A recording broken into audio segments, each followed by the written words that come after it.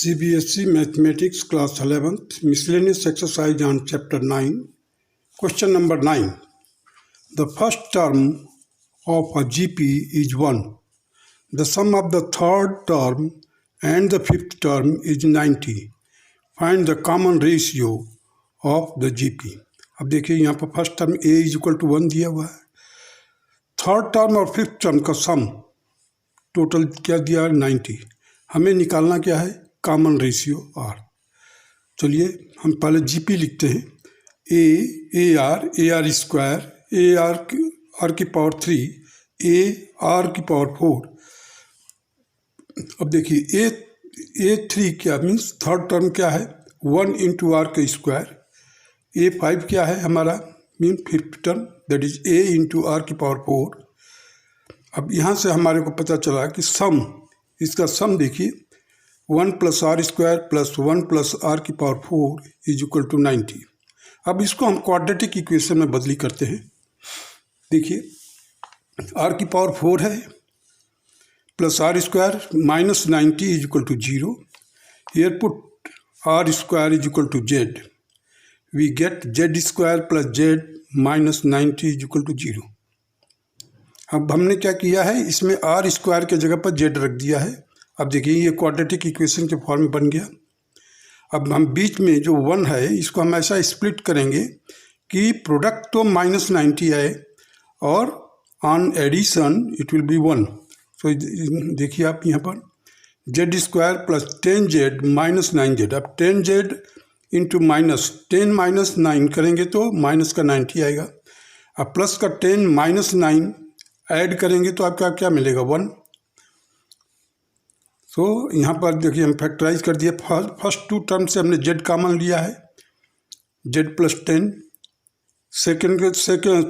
Third और fourth term से हमने माइनस 9 कॉमन लिया है, तो we are getting the z plus 10। अब z प्लस 10 कॉमन ले लेंगे तो क्या मिलेगा z minus 9 z plus 10 equal to 0। So z is equal to 9 और z is equal to minus 10। Now replace z by r square. अब हम z को वापस आर स्क्वायर में रख देते हैं। R square is equal to 9, therefore the R will be equal to plus minus 3। Here R square will be equal to minus 10, so R will be equal to root of minus 10 in which is imaginary. Negative number का square root नहीं होगा, so imaginary number, hence it will be rejected. Now come to the question number 10. The sum of the three numbers in GP is 56. If we subtract 1, 7, 21 from these numbers in that order, we obtain an arithmetic progression. Find the number. अब मानते हैं, suppose कीजिए A, B and C be the three numbers in GP. This implies that A plus B plus C is equal to 56 given है, और ये GP में होने के कारण B square will be equal to AC। Geometric mean जो होता है तो B square will be equal to AC they are because they are in GP. Now according to the question, A minus 1, B minus 7 and C minus 21 are in AP. जो दिया हुआ है कि first term में से 1 minus कीजिए, second से 7 minus कीजिए, C से 21 माइनस कीजिए, तो वो AP में हो जाता है। जब AP में होगा तो हम कॉमन डिफरेंस देखेंगे, means second term minus first term, third term minus second term equal होना चाहिए। देखिए हमने second term minus first term किया, B minus 7 minus A minus 1 is equal to C minus 21 minus B minus 7। अब इसको मैंने solve किया, left hand side में मिला हमारे को B minus A minus 6 is equal to C minus B minus 14। अब हमने सभी चीज़ को ट्रांसपोज कर दिया, जो लेटर है A B C left hand side में, नंबर्स को लाया राइट हैंड साइड में। देखिए twice B minus in bracket A and C, means A और C दोनों माइनस में है, सो मैंने माइनस कॉमन लेकर के ब्रैकेट में रख दिया है। ये आपका फर्स्ट इक्वेशन बन गया। अब हमने क्या किया यहाँ पर देखिए, एक बी अपने प्लस किया और एक ही बी माइनस कर दिया। One b has been added and one subtracted. जो ऐड करने से हमारा ये 2b था वो 3b बन जाएगा, और यहाँ से हम माइनस कॉमन ले लेंगे तीनों में से। देखिए आपको यह -14 था, -14 + 6 that is equal to -8। So 3b minus in bracket में a + b + c is equal to -8। अब 3b minus 56 is equal to -8 because a + b + c is equal to 56 given है। हमने क्या किया, 3b रखा, -56 इज इक्वल टू -8। अब -56 को transpose किया तो प्लस हो जाएगा, 56 में से 8 माइनस करोगे तो 48 आएगा। So 3b is equal to 48। So b will be equal to 48 divided by 3 that is 16। अब देखिए ac जो है किसके स्क्वायर पर है, b स्क्वायर। ac किसके बराबर है, b स्क्वायर के बराबर। तो हमने 16 × 16 लिख दिया, b square is equal to ac that is ac is equal to 256। ये सेकेंड इक्वेशन हो गया हमारा। और a + c is equal to twice b + 8 है। Therefore a + c will be equal to 2 × 16। देखिए 2b की जगह पर रखा, 2 × 16 + 8 that will be equal to 32, 32 + 8 that is 40। Means a and c का सम जो आएगा 40 आएगा। अब देखिए मैंने एक फॉर्म इस्तेमाल किया है अलजेब्रिक आइडेंटिटीज। a - c का square is equal to a + c का स्क्वायर -4ac। और जब आप खोलेंगे इसको तो ये वही चीज़ मिलेगा जो लेफ्ट हैंड साइड को खोलने पर मिलेगा। देखिए a² + c² + 2ac आएगा, और यहाँ पर 4ac है, तो प्लस का 2ac -4ac को सॉल्व करेंगे तो आपको माइनस का 2ac मिलेगा। जैसे ही -2ac मिलेगा that will be equal to a - c का होल स्क्वायर। अब हम a + c का होल स्क्वायर की वैल्यू रख दिया 40² -4 × 256। ac की जगह पर देखिए ac इज इक्वल टू 256 आया था, 256 रखा। So 1600 minus 1024 is equal to 576। अब टेकिंग द स्क्वायर रूट, यहाँ पर a - c का स्क्वायर था, उसका स्क्वायर रूट लिया तो a - c is equal to +-24 हो गया। अब देखिए हम a + c is equal to 40 था और a - c क्या था 24। इस दो इक्वेशन को एक बार ऐड करेंगे, एक बार सब्ट्रैक्ट करेंगे। हम मैंने लिख दिया है on adding and subtracting we get a is equal to 64/2 that is 32, c is equal to 16/2 that is 8। यहाँ से a और c की वैल्यू निकाल लेंगे। So a is equal to 32, b is equal to 16 and c is equal to 8। This will be the answer of question number 10।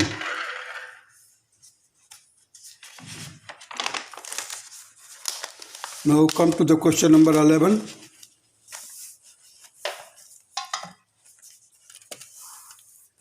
You see here, question number 11. A geometric progression consists of an even number of terms. If the sum of all terms is 5 times the sum of the terms occupying odd places, then find its common ratio. हमारे को common ratio निकालना है। Late under mention terms और the terms of GP, मतलब नीचे जो लिखे हुए टर्म्स हैं वो जीपी में है, मतलब a1, a2, a3, a4, a5 to a2n। a2n क्यों लिखा हूँ, क्योंकि ये इवन नंबर है। 2n में कोई भी नंबर डालोगे तो 2 × 1, 2 × 2, 2 × 5, every time you will get even number। Sum of all the terms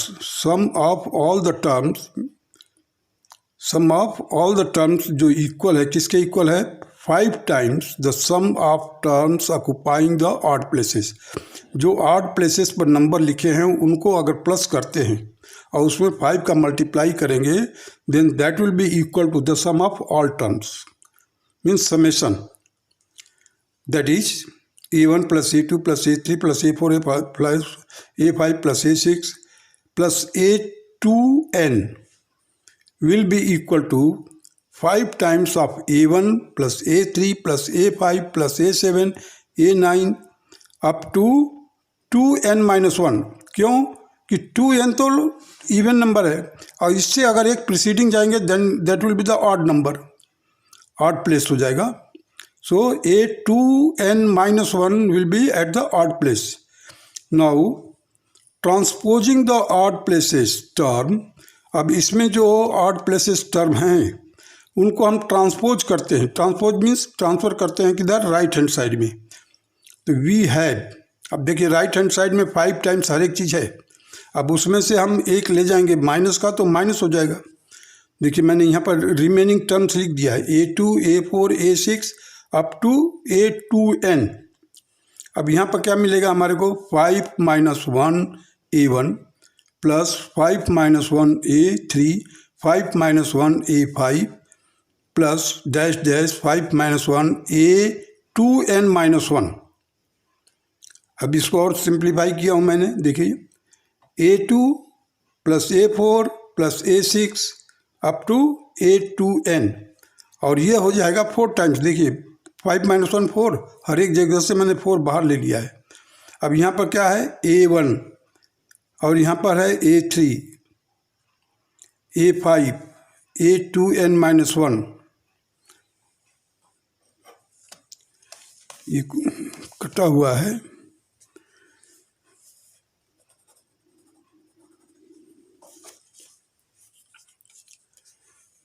अब देखिए यहाँ पर जो a2 होगा that will be our first term, मैं लिखा हूँ a2 जो होगा फर्स्ट टर्म होगा, कॉमन रेशियो आर स्क्वायर होगा। यहाँ पर a1 जो होगा फर्स्ट टर्म होगा, कॉमन रेशियो आर स्क्वायर होगा। अब दोनों में कॉमन रेशियो आर स्क्वायर है, क्यों कि बीच में से एक टर्म गायब हो गया है, चला गया इधर, और यहाँ पर एक टर्म है ही नहीं बीच में, तो कॉमन रेशियो आर स्क्वायर हो जाएगा। दोनों में कॉमन रेशियो आर स्क्वायर है, लेकिन इसका जो फर्स्ट टर्म है ए आर, क्यों है ए आर, जब मैं यहाँ पर लिखा था ऊपर ए आर इसका फर्स्ट टर्म होगा और यहाँ पर फर्स्ट टर्म इसका ए होगा। तो इसका समेशन जब लेंगे आप, A R means first term, A R क्या हो गया, फर्स्ट टर्म हो गया, आर की पावर 2n कहाँ से आ गया, आर स्क्वायर है इसका रेशियो और उस पर आर एन लिखते मीन्स कॉमन रेशियो का पावर n, वही हो गया आर की पावर 2n कर दिया -1 whole divided by r square -1 is equal to 4 times of a in bracket r square r की पावर 2n -1 हियर आर की पावर 2 -1। अब मैं यहाँ पर ये बताना चाहूँगा कि कॉमन रेशियो आर स्क्वायर होगा, क्योंकि a1 से a3 पर जाएंगे आप तो वहाँ पर आर स्क्वायर का कॉमन रेशियो मिलेगा। अब देखिए हम दोनों तरफ से हम लिखते हैं, लिख दिया तो a और a कैंसिल हो गया, डिनोमिनेटर पार्ट भी कैंसिल हो गया आपस में, और आर की पावर 2n -1 आर की पावर 2n -1 ये दोनों कैंसिल हो गया। Now we are left with r means common ratio that is equal to 4, hence the answer will be common ratio that will be 4. Now come to the question number 12. The sum of the first 4 terms of an AP is 56. शुरू के 4 terms का जो सम है वो 56 है AP का, arithmetical progression का। The sum of the last 4 terms is 112. If its first terms is 11, बोला जा रहा है कि इसका फर्स्ट टर्म यदि 11 है, then find the number of terms. अब देखिए पहले मैंने लिख दिया इसको, शुरू के a1 a2 a3 a4 ये 4 लिख दिया। इधर मैंने लिखा पहले लास्ट टर्म क्या है an, इससे प्रीसीडिंग में जाएंगे तो क्या मिलेगा an -1 an -2 an minus 3. These are the last 4 terms and these are the beginning or initial 4 terms. Now इस लेफ्ट हैंड साइड को लेकर चलते हैं. पहले A11 is given, means first term is given, that is, so sum of these 4 terms S4 will be equal to 4 divided by 2, means n by 2.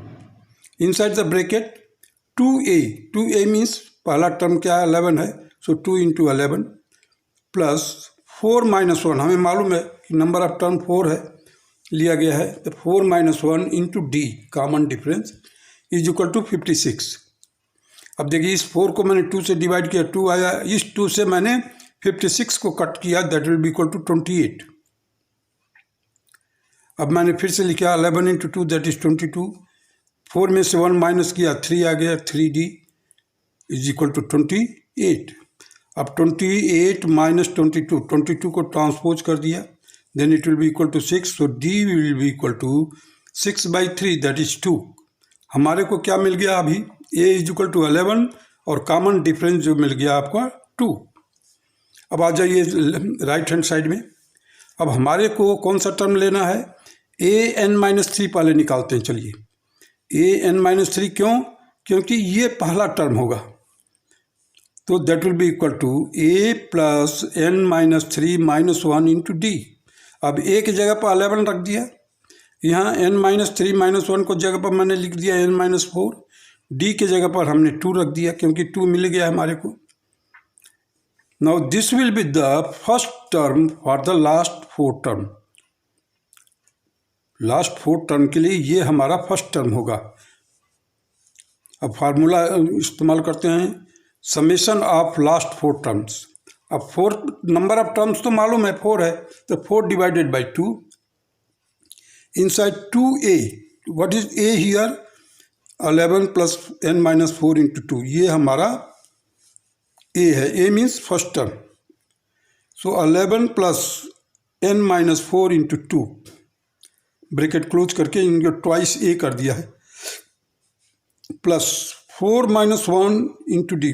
अब हमारे को मालूम है कि नंबर ऑफ टर्म्स कितने हैं, 4 हैं, तो n-1 इंटू 2 कॉमन डिफरेंस.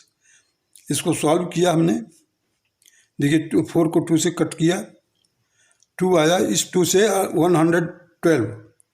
112 दिया हुआ है, 112 को मैंने कट किया इधर से 2 से, तो क्या मिला 56.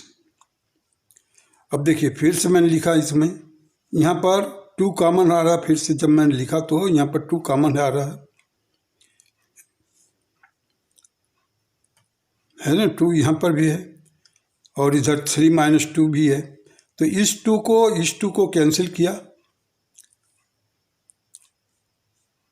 देखिए 4 minus 1 इंटू 2, इधर से इनसाइड द ब्रैकेट में देखिए 2 कॉमन है, तो इस 2 को और इस 2 को कॉमन निकाल लिया और 56 को डिवाइड किया तो कितना आएगा 28.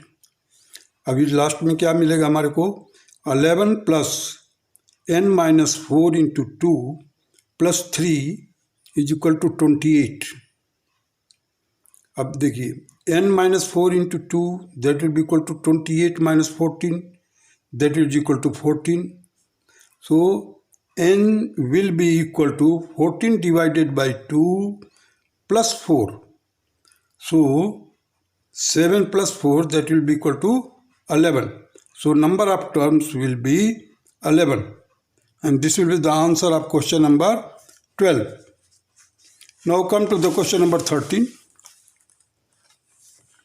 If a plus bx upon a minus bx is equal to b plus cx upon b minus cx is equal to c plus dx upon c minus dx, where x is not equal to 0, then show that a, b, c and d are in GP. अब हमारे को show करना है, ये दिया हुआ है equality का साइन दे करके. Assume that A B C D are in GP. मान लीजिए कि ए बी सी डी जो है जीपी में है, तो ए क्या होगा, ए ही टर्म होगा, बी क्या होगा, ए आर के बराबर होगा, सी किसके बराबर होगा, ए आर स्क्वायर के बराबर, डी किसके बराबर होगा, ए आर क्यूब के बराबर होगा। Now replace A B C D by A R square, A R cube respectively. अब यहाँ पर हम लिखते हैं जो दिया हुआ है, A plus B X upon A minus B X that will be equal to A plus, अब बी के जगह पर मैंने ए आर लिख दिया, A R X upon A minus A R X. अब ए कॉमन ले लिया ऊपर से और नीचे भी डिनोमिनेटर में भी, अंदर क्या बचा ब्रैकेट में 1 plus R X 1 minus R X, A cancel हो जाएगा। At the last will get 1 plus R X upon 1 minus R X, that is equal to first equation. Similarly for the second one, इसी B plus C X upon B minus C X. अब यहाँ पर हम क्या करते हैं, b is equal to A R रखते हैं, c is equal to A R square X. Similarly in denominator also A R minus A R square X. अब ए आर कॉमन लेते हैं न्यूमरेटर से और डिनोमिनेटर से, we are left with A plus R X upon A minus R X that is equal to A plus R X upon A minus R X. It is the second equation. Similarly for the c plus dx and c minus dx, you just put the value of c ar square, d के जगह पर ar cube into x, ar square minus ar cube x। अब ar square common लिया ऊपर से numerator और denominator में, सो ar square cancel हो जाएगा। Again will get 1 plus R X upon 1 minus R X, that is 1 plus rx minus upon 1 minus rx. This is the third equation. So the from first, second, third, it is proved that A, B, C, D are in GP, क्योंकि हमने A, B, C, D का जो geometrical progression में था form वो रखा और हमारे को ये रिजल्ट मिला जो कि इक्वल है। Hence it is same thing because we have placed the value of A, B, C, D of geometrical series. Now the second method here, A, B, C and D are in GP अगर है तो देखिए आप A by B, B by C, C by D will be equal। तो जब ये है तो now multiplying each ratio by 1 by x. अब 1 बाई एक्स को हर एक रेशियो को मल्टीप्लाई कर दीजिए, so we will get A upon B X will be equal to B upon C X will be equal to C upon D X. Now here if you are aware about it, applying the componendo and dividendo we have A plus B X upon A minus B X is equal to b plus cx upon b minus cx, c plus dx upon c minus dx। अब हमारे को क्या result मिल गया, जो given result था। हमने क्या लेकर चला था कि ए बी सी डी जो है वो जीपी में है, तो जब जीपी में है तो ये रेशियो कांस्टेंट होगा, मीन्स कॉमन रेशियो के बराबर होगा ये। तो A by B, B by C, C by D. और हमने क्या किया, इसमें पहले 1 बाई एक्स से मल्टीप्लाई कर दिया, ratio will be remain same, क्योंकि सेम नंबर से मैंने तीनों जगह पर मल्टीप्लाई किया है। अब यहाँ पर क्या किया है, मैं कंपोनेंडो एंड डिविडेंडो, आपने अलजेब्रा में रेशियो एंड प्रोपोर्शन का फार्मूले जब पढ़े होंगे उसमें पढ़ा होगा आपने, कंपोनेंडो एंड डिविडेंडो, वही लागू किया मैं। Numerator plus denominator, numerator minus denominator, numerator plus denominator, numerator minus denominator, numerator plus denominator, numerator minus denominator करके देखा तो हमारे को दिया हुआ कंटेंट्स मिलता है जो गिवन है। Hence A B C D are in GP because the given statement is achieved, hence it is proved.